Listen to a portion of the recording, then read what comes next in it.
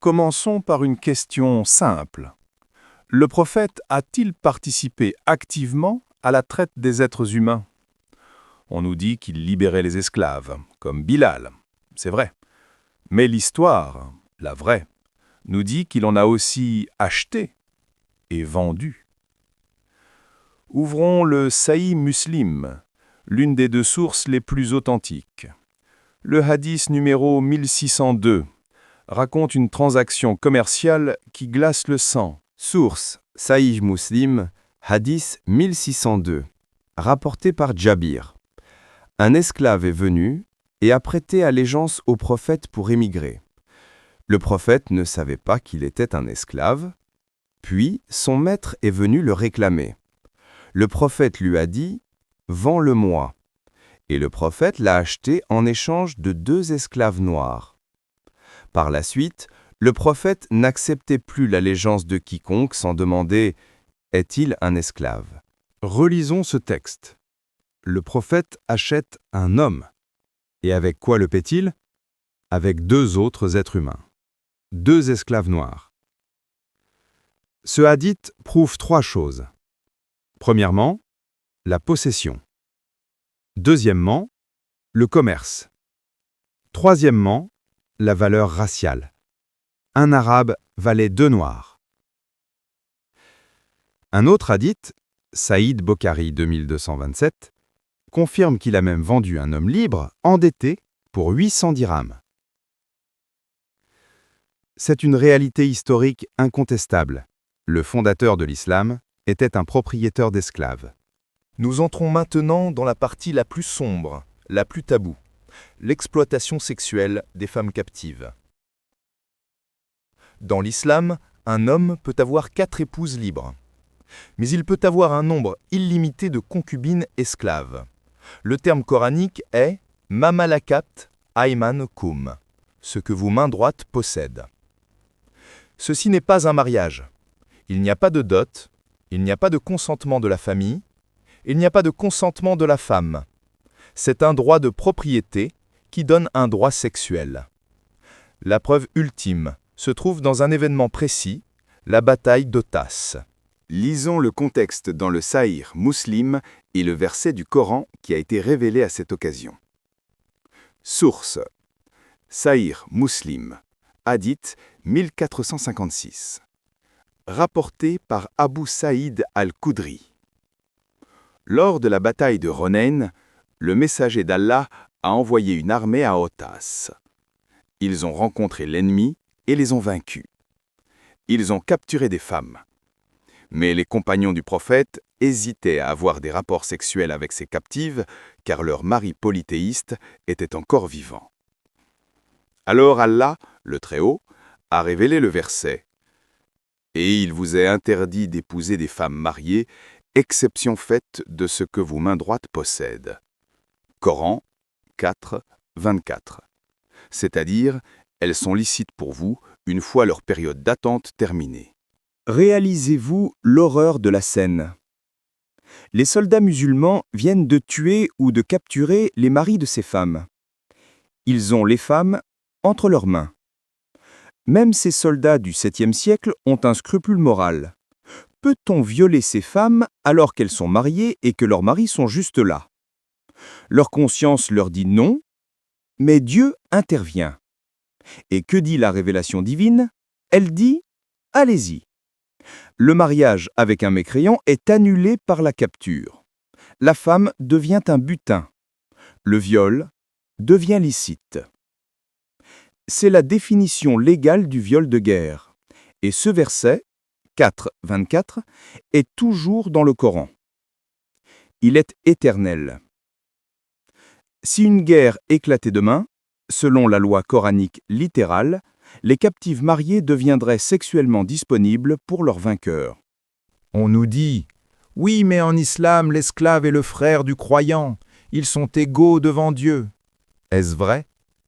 Regardons le statut spirituel de l'esclave qui cherche sa liberté. Dans l'histoire de l'humanité, l'esclave qui s'enfuit pour retrouver sa liberté est un héros. Spartacus. Harriet Tubman. En islam, l'esclave qui s'enfuit est un pécheur maudit. Source.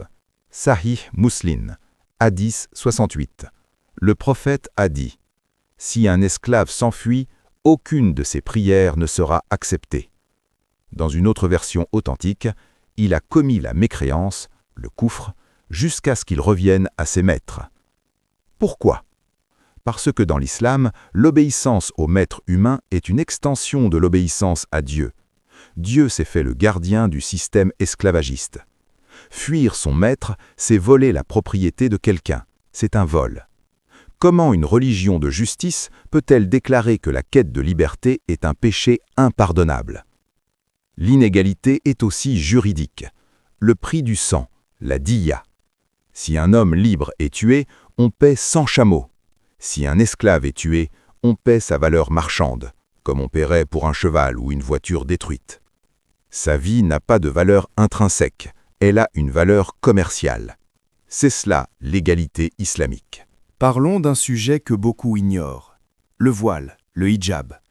On nous dit que le voile est une obligation pour préserver la pudeur de la femme, parce que la femme est un trésor.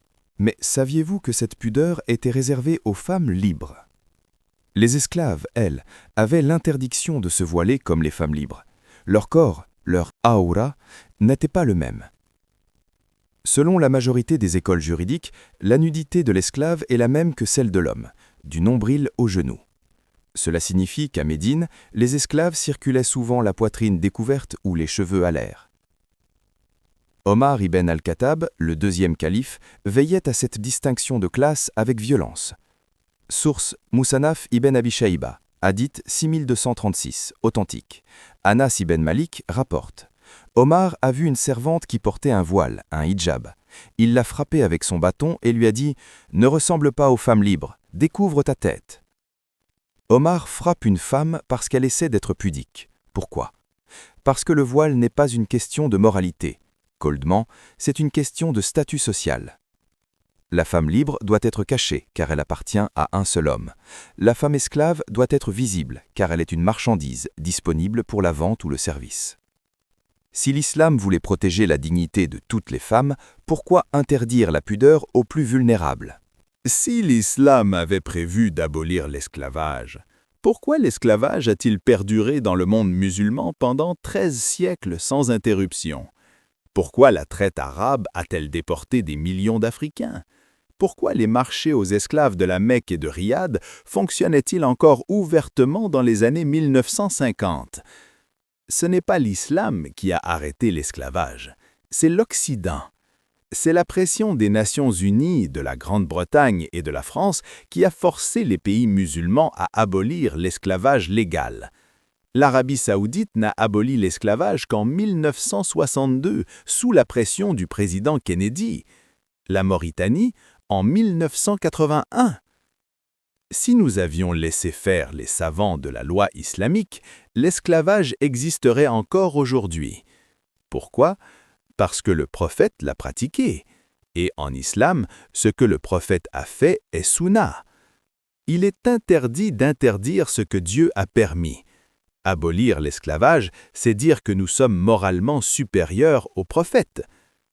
C'est une impasse théologique. Le prophète a acheté des esclaves et les a payés avec d'autres esclaves noirs.